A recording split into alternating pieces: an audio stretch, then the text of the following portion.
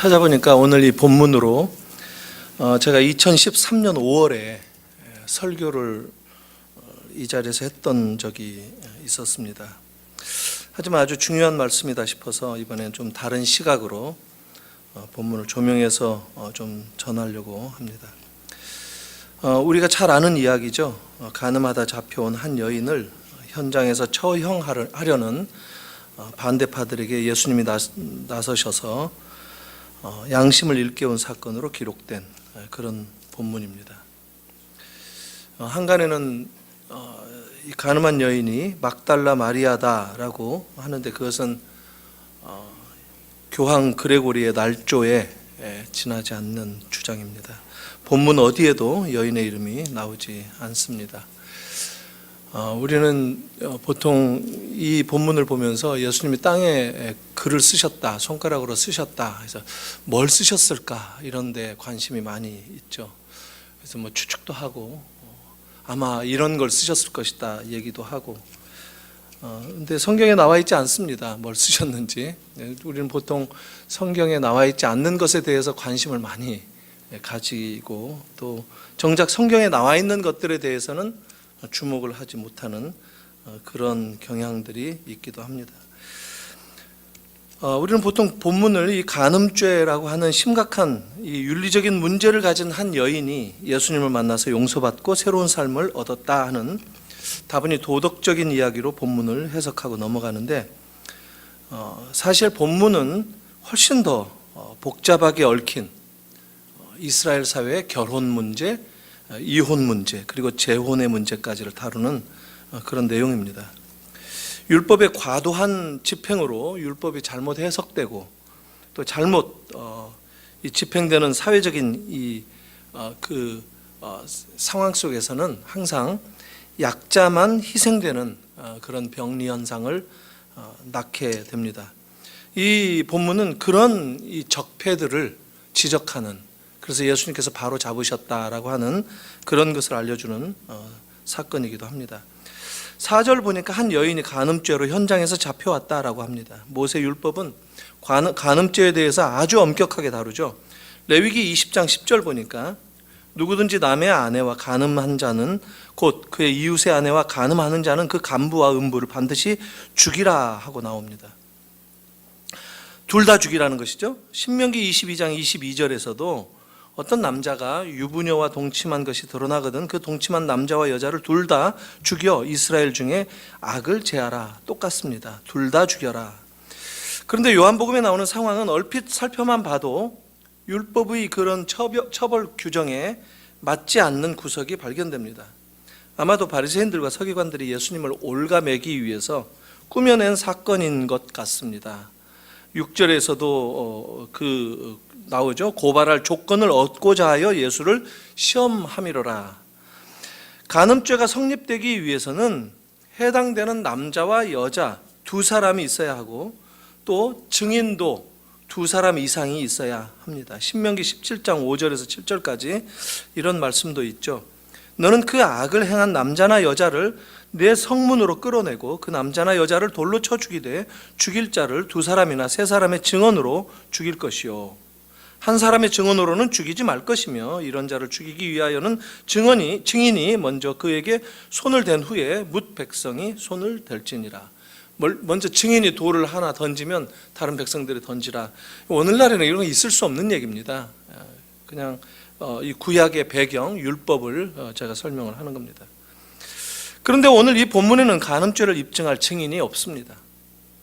더 중요한 것은 증인은 둘째치고라도 간음죄의 처벌 대상이 해당 남자 여자 이 둘 다여야 되는데 이 남자 당사자는 등장하지 않습니다. 본문에 역사적으로 보면 유대가 또 이 로마 속국이 되어서 AD 6년 로마에 파견된 총독 코퍼니우스라고 하는 사람이 모든 권한을 움켜쥔 다음으로는 유대의 그 산헤드린의 이 처벌 규정이 금지가 됩니다. 사형 선고를 내릴 수도 없고 유대인들이 독단적으로 사형을 집행할 수도 없었습니다. 그러니까 이 본문이 좀 이상하죠. 당시는 이 로마법이 훨씬 더 상위법이죠. 유대 지도자들 역시 로마 눈치를 보는 사람들이었기 때문에 오늘 같은 이 본문에서 일어날 만한 일이 정말 일어났을까 수수께끼 같은 그런 이야기이기도 하다 하는 겁니다. 그리고 또 이 심리적인 견지에서 바라볼 때에도 예수님이 그렇게 말씀하셨죠. 너희 중에 죄 없는 자가 돌로 치라 이렇게 말씀을 하셨는데, 보통 사람들의 인간 심리를 보면 그러면 먼저 돌을 치게 되어 있다고 합니다. 그런데 그런 인간 심리에 반해서 모두가 양심의 가책을 느끼고 자리를 떴다 이렇게 얘기를 합니다. 그래서 이 본문이 좀 어려운 본문이다 하는 거고, 이게 왜 성경에 들어와 있을까, 이런 시각에서 요한의 의도 그리고 이 메시지를 읽는 것이 필요하다 하는 겁니다. 이 본문의 의미를 좀 더 분명하게 밝히기 위해서는 당시 상황에 대한 성경의 다른 언급들과 연결하는 것이 아주 중요합니다. 예수님도 다른 곳에서 어떤 말씀을 하셨을까 하는 것도 살펴볼 필요가 있죠. 예수님을 올가매려고 이 바리새인과 서기관들이 이 사건의 발단을 이렇게 설명하고 있는 이런 내용도 우리가 눈여겨볼 필요가 있습니다. 바리새인과 서기관들은 율법을 잘 알고 있었죠. 당시 이 유대의 종교 지도자들은 모든 율법을 해석하는 데 있어서 남자 중심으로 남자에게 유리하도록 율법을 해석하고 했던 그런 상황이기도 했습니다. 그래서 모세 율법을 핑계 삼아서 이 결혼 제도에 있어서 모든 이 율법 해석이 남자 중심으로 되도록 했던 그런 상황 속에서 이 사건이 놓여 있었다 하는 겁니다. 그러니까 여자들을 쉽게 버려도 어디 하소연할 데도 없었다는 것이죠. 그래서 예수님은 이런 율법 해석에 대해서, 이런 결혼 문화에 대해서 아주 바리새인들을 꾸짖었고, 그야말로 모세를 재해석해서 버리는 그런 이 헤어지려고 의도하는 그런 남자들의 이혼 규정들, 이런 것들을 간음죄로 규정하시기까지 했습니다. 유대 종교 지도자들은 그것을 아주 못마땅하게 여길 수밖에 없었겠죠. 어떻게 해서든지 이혼, 재혼, 오늘날에는 뭐 4명의 여자들까지, 이 중동 지역이 다 그런 문화 아니겠습니까?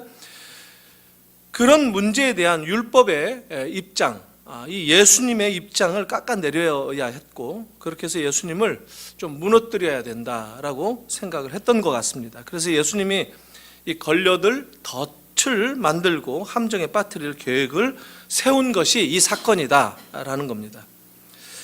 1세기 바리새인들의 이혼 규정은 주로 신명기 24장 1절을 왜곡해서 이렇게 해석한 것을 따랐습니다.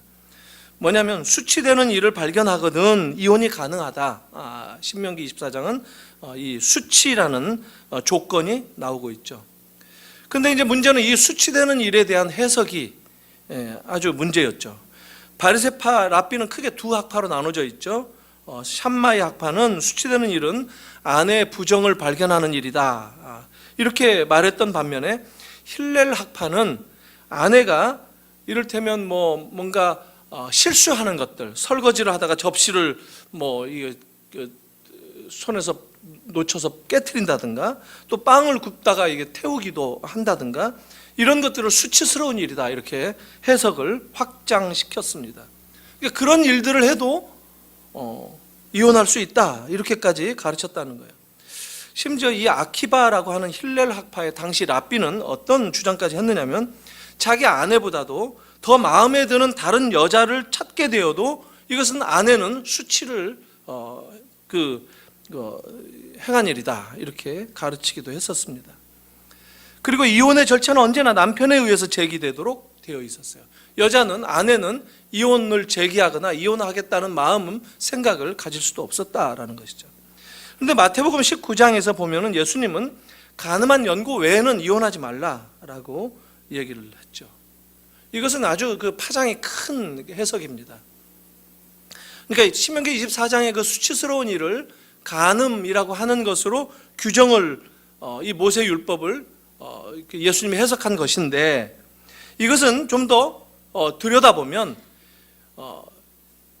여자가 만약에 이혼을 경험한 여자인데 그 여자가 재혼하게 되면 또 그 여자는 물론이거니와 전 남편도 그가 버린 여자가 재혼했기 때문에 다른 남자와 간음이 이후에 벌어진 일이다 해서 예수님은 그것을 다 간음죄로 묶어서 지금 처벌해야 된다, 이렇게 해석을 내리신 것입니다. 상당히 그때 충격적인 해석이었던 것이죠. 예수님에게 칼날을 들이댈 수밖에 없는 그런 종교 지도자들의 입장을 우리가 이해할 필요가 있습니다. 1세기 당시에 이 유대 의회 사내들인 그 사법기관이었죠. 근데 이 사내들인의 기록에 보면 재판이 전혀 이렇게 나와 있지 않다라고 한답니다.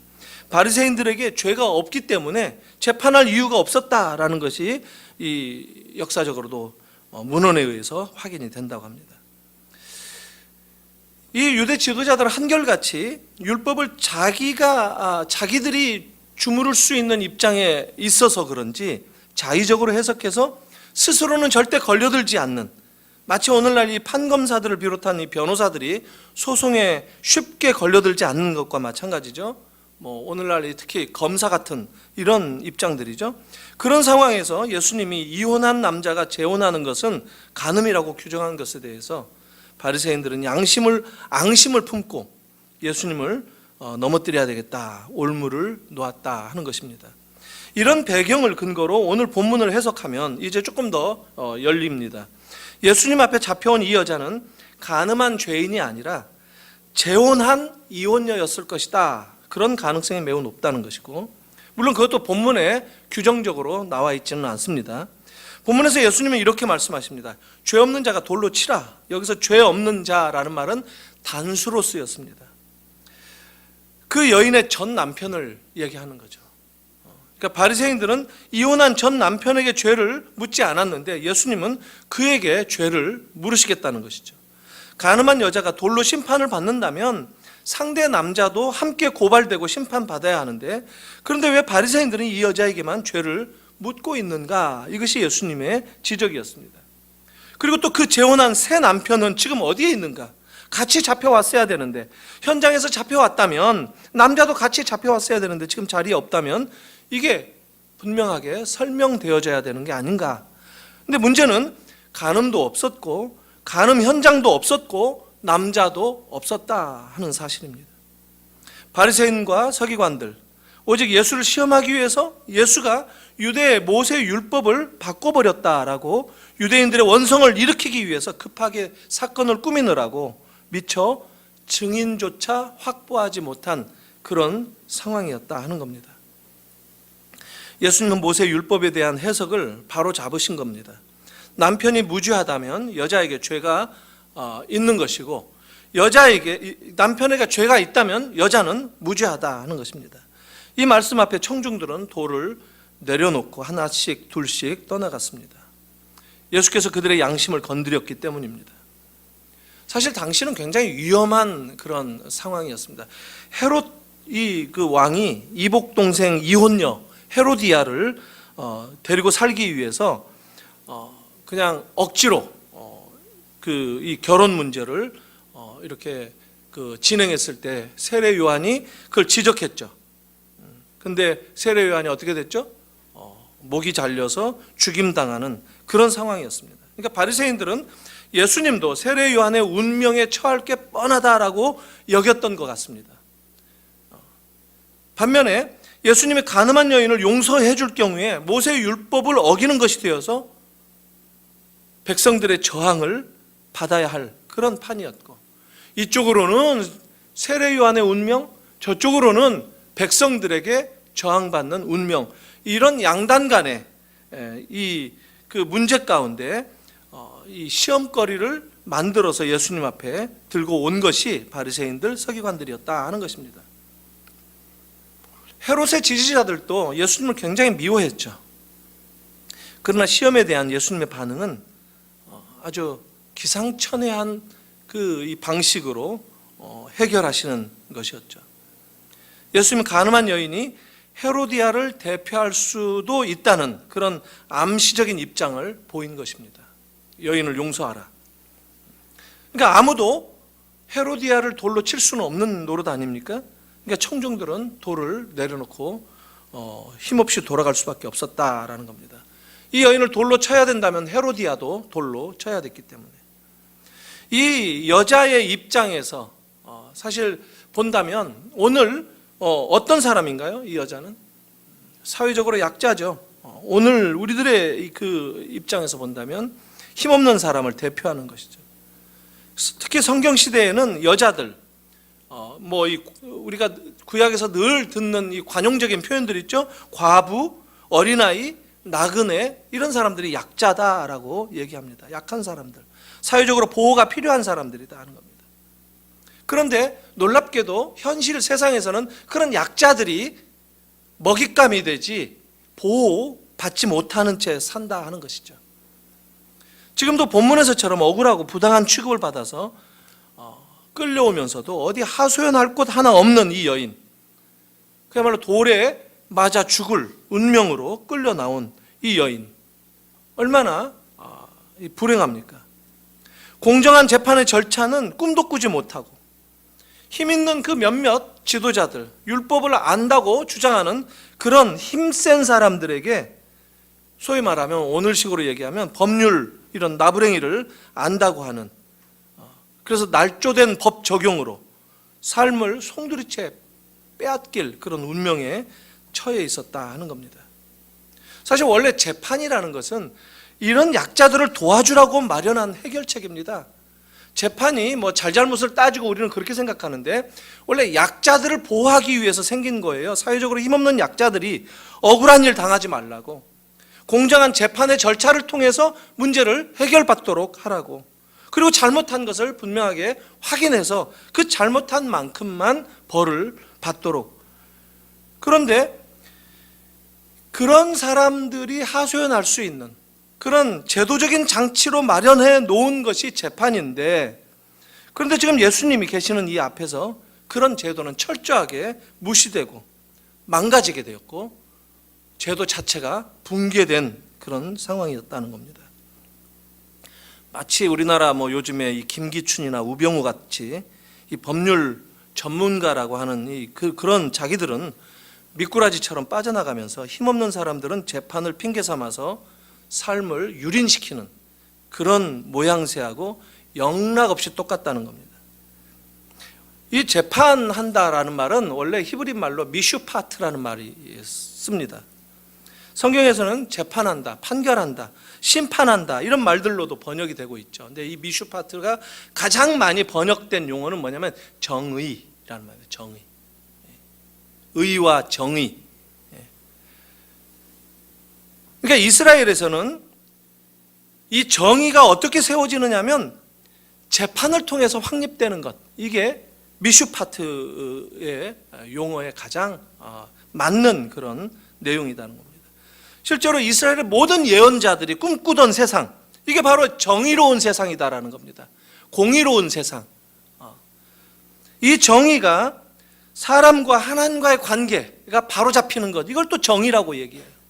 사람과 사람과의 관계가 바로 잡히는 것, 뭔가 그릇되고 틀어진 이런 관계가 바로 세워지는 것, 이걸 정의라고 하는 거예요. 사람과 심지어 다른 일반 피조물들과 관계가 바로 서는 것, 이것도 정의라고 얘기를 합니다. 그런 세상이 모든 예언자들이 꿈꾸는 세상이었고, 그런 세상은 신약에서는 바로 하나님의 나라, 예수께서 그런 세상을 지금 몰고 오셨다, 하나님 나라가 지금 가까이 왔다라고 선포하시는 세상이었다라는 겁니다. 그 세상을 위해서 구약의 모든 예언자들은 오실 왕을 기다리고 있었다는 거예요. 메시아를 기다리고 있었다는 거예요. 세상을 바로 잡아줄 그 메시아를 기다렸다는 것이죠. 그 왕이고 메시아인 이 예수 그리스도. 오늘 우리들도 뭐라고 얘기하느냐면 우리가 그리스도인들이 스스로 왕 같은 제사장이다라고 얘기하지 않습니까? 바로 예수 그리스도의 그 왕적인 그 권한을 우리가 위임받은 자들이다라는 거예요. 그러니까 우리들로 하여금 정의가 서게 될 수 있도록 우리들의 삶을 통해서 정의로운 세상이 이루어지도록 하는 것, 이것들이 필요하다라는 거예요. 이런 세상을 세워가는 것이 우리가 꿈꾸는 세상이 되어야 된다라는 거예요. 모든 관계가 원만한 상태로 회복되는 것, 그걸 다른 말로 말하면 구약에서는 샬롬의 세계, 샬롬이 이루어진 상태, 구원이 완성된 상태, 그래서 평강이 넘치는 그런 상태를 이루게 된 모습으로 그리고 있습니다. 모든 관계가 정의롭게 작동되는 그런 세상을 꿈꾸고 그런 세상을 이루어가는 것, 이게 이 재판을 통해서 가능했다라는 겁니다. 사사들도 그런 판관, 재판관들이었어요. 왕들이 다 재판하는 사람들이었어요. 솔로몬도 재판하는 사람 아니었습니까? 그래서 솔로몬이 구한 게 뭡니까? 1000번째 드리고 난 다음에 그날 저녁에 이 기브온 산당에서 가장 크다고 하는, 그때 당시에 성전이 없었죠. 1000번째를 우리는 뭐 1000일 동안 그 불공 들이듯이 1000일 동안 기도하고 1000일 동안 제물을 갖다 바치는 것이다라고 한국교회가 완전히 날조를 만들어 놨죠. 1000번째는 1000마리를 제물을 한꺼번에 큰 제물을 드렸다라고 하는 거예요. 한 방에. 하나님이 보시기에 이 솔로몬이 참 기특했겠죠. 자는데 그날 밤에 꿈에 나타나셔서 너 한 가지 부탁하면 내가 들어줄 테니까 뭐든지 말해봐라. 그러니까 솔로몬이 얘기하죠. 개역성경은 그에 아주 지혜를 달라고 번역을 조금 틀어지게 했죠. 개역 개정 보니까 요즘 우리가 쓰고 있는 성경에는 제대로 번역을 했어요. 저는 종은 어린아이와 같다. 그러니까 철부지다. 분간 못한다. 사람들 재판하고 정의를 세워야 되고 뭔가 균형을 잡아줘야 되고 뭔가 결정을 내려야 되는데 어린아이와 같다. 그러니까 듣는 마음을 주십시오 라고 얘기합니다. 이 듣는 마음 뭡니까? 약자들에게 들을 수 있는, 약자들의 마음을 내가 듣는 그런 마음을 달라는 거예요. 하나님이 부도 주셨고 아주 장수하는 복을 갑절이나 더해 주셨죠. 솔로몬이 그래서 그 듣는 마음을 가지고 이어지는 그 판결, 첫 재판 사건이 뭡니까?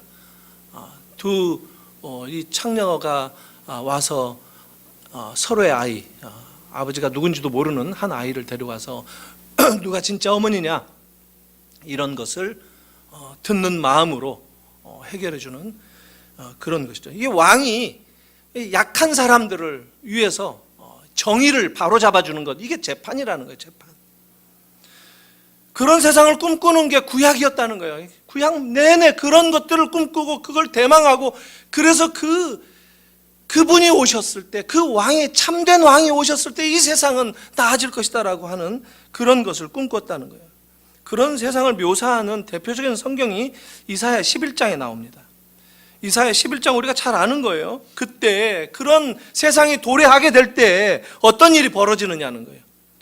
그때는 이리가 어린 양과 함께 살고 표범이 어린 염소와 함께 누우며 송아지와 어린 사자와 살진 짐승이 함께 있어 어린아이에게 끌리며 암소와 곰이 함께 먹으며 그것들의 새끼가 함께 엎드리며 사자가 소처럼 풀을 먹을 것이며 젖 먹는 아이가 독사의 구멍에서 장난하며 젖된 어린아이가 독사의 굴에 손을 넣을 것이라. 내 거룩한 산 모든 곳에서 해됨도 없고 상함도 없을 것이니 이는 물이 바다를 덮음 같이 여호와를 아는 지식이 세상에 충만할 것임이니라.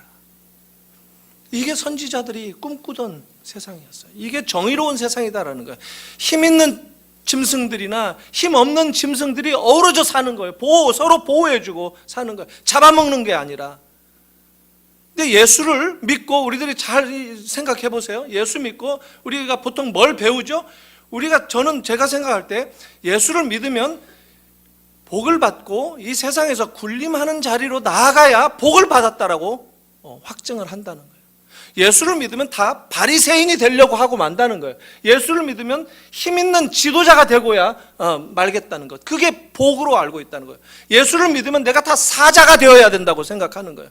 사자가 되어서 다른 약한 짐승들을 다 잡아먹을 수 있는 힘을 기르는 거, 이게 복이라고 생각한다는 말이에요.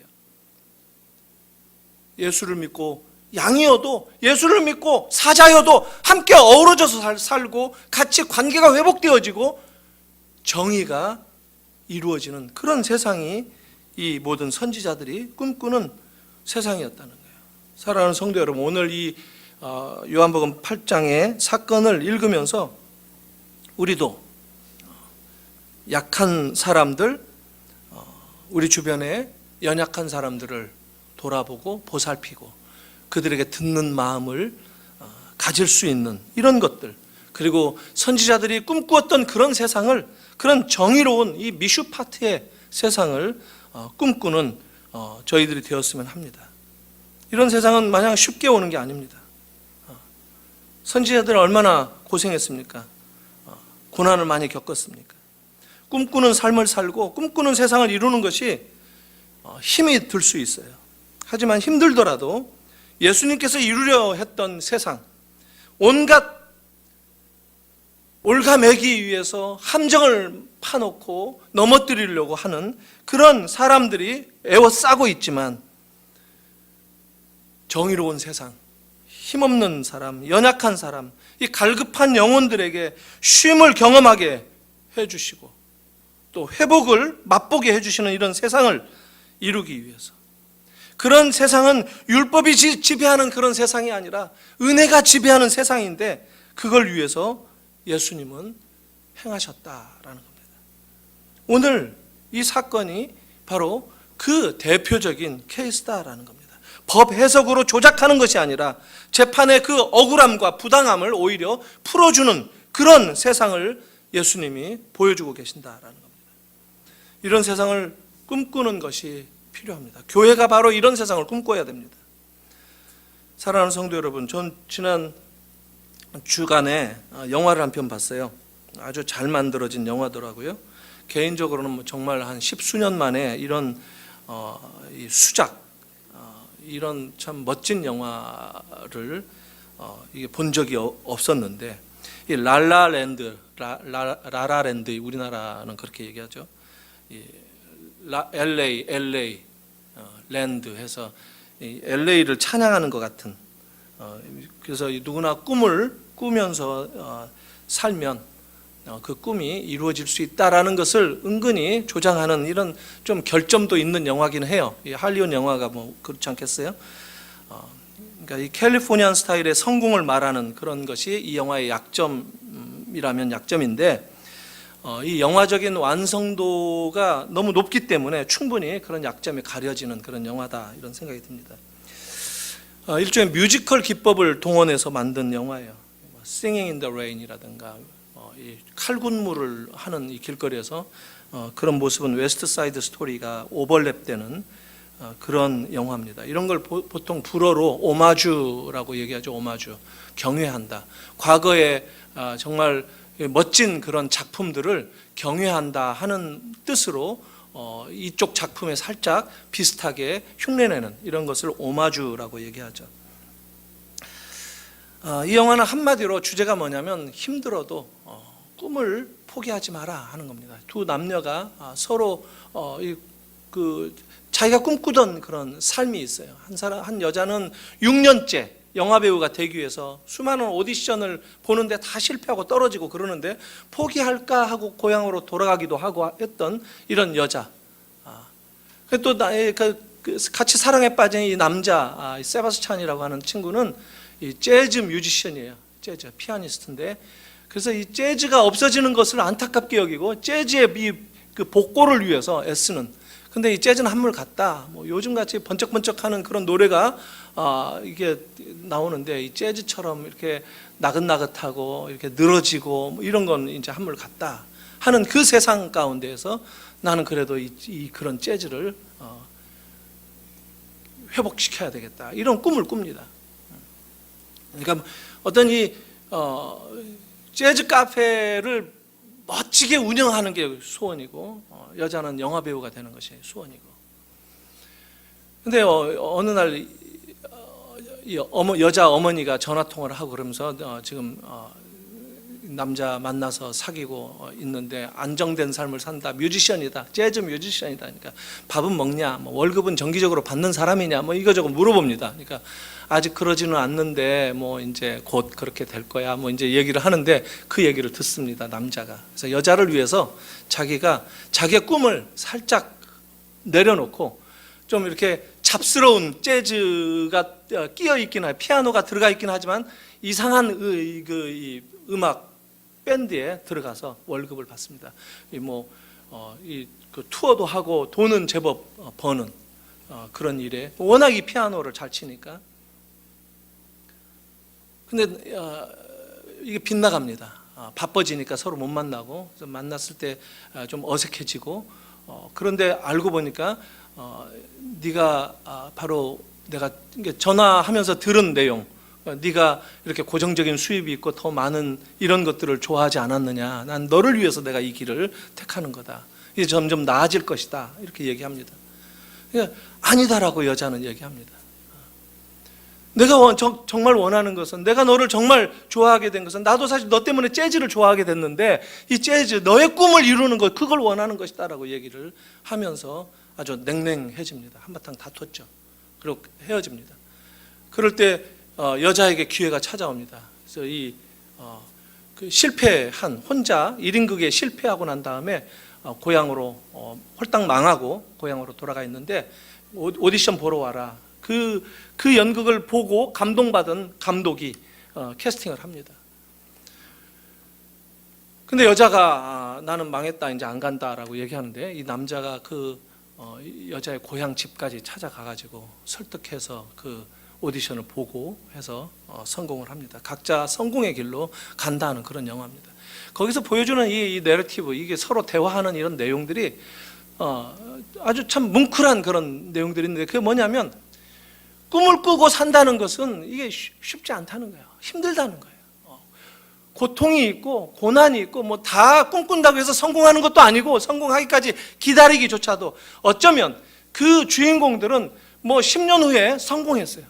나중에 오랜 세월 지나서 성공해서 몇 년 후 해가지고 만납니다. 그 재즈 카페에 여자가 자기는 또 결혼해서 그 남편하고 방문해요. 가서 듣는데 그 자기의 옛 그 남자친구가 지금은 성공해서 각자 자기 길로 자기 각자의 인생을 살아가는 그런 모습에, 이게 이제 미국적이죠. 이런 게 우리 같으면은 둘이 다시 만나야 이게 행복한 건데, 그래서 우리들의 그 기대감을 만족시키기 위해서 이 음악 속에서 같이 만났더라면 이런 삶을 살았을 텐데 하는 것을 또 영화로 보여주기도 합니다만, 서로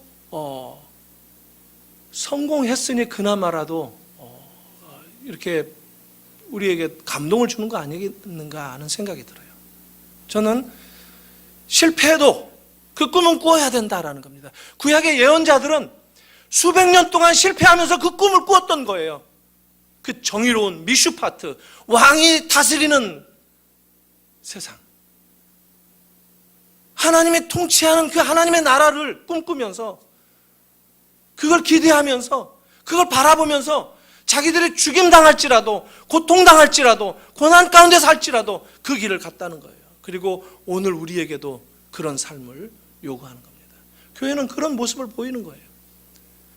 강한 자들의 편에 서는 게 아니라 약한 자들의 편에 서서 묵묵하게 그들을 변호하고 그들에게 듣는 이 마음을 열어놓고 사는 것. 오늘날 교회가 그런 일들을 한다면, 우리의 그리스도인들이 그런 삶을 사는 모습을 보인다면, 땅에 떨어진 그런 교회의 명예가 하늘 높이 올라가지 않겠습니까? 우리 새물결 교회가 그런 꿈을 꾸는 교회가 되기를 바랍니다. 기도하겠습니다. 하나님 아버지, 은혜를 감사합니다. 힘없고 연약한 한 여인이 참 죽임당할 운명에 처해 있을 때, 그 모든 잘못되고 엉켜있는 현실을 바로잡아 주기 위해서 다시 율법을 회복하고 다시 정의를 세우며, 그리고 다시 이 세상 가운데 꿈을 불어넣어주기 위해서 예수 그리스도께서 등장하시는 이야기를 저희들이 나누었습니다. 힘으로가 아니라 은혜로, 사랑으로, 그리고 듣는 마음으로 약자들을 위해서 해결해 가시는 주님의 이 모습을 저희들이 담기를 원합니다. 우리에게도 그런 마음을 주셔서 우리 주변의 연약한 자들 돌아보게 하시고 우리들의 삶을 통해서 주님의 그 아름다운 마음들이 나타날 수 있도록 표현되고 증거될 수 있도록 은혜 위에 은혜를 더하여 주시옵소서. 예수님의 이름으로 기도하옵나이다. 아멘.